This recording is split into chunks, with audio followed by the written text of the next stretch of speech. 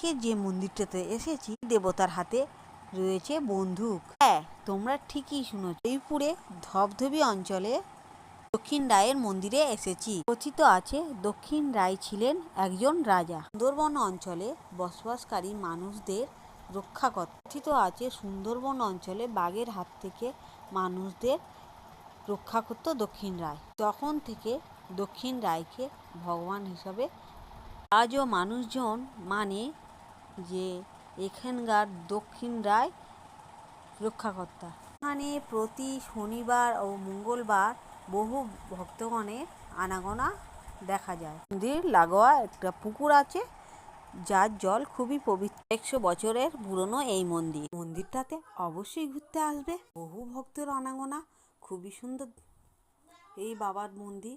ওটা ভালো লাগলে লাইক করে পাশে থাকবে। সবাই ভালো থেকো আর এই মন্দিরটাতে অবশ্যই আসবে, খুবই ভালো লাগবে দেখতে। সবাইকে জানাই ধন্যবাদ।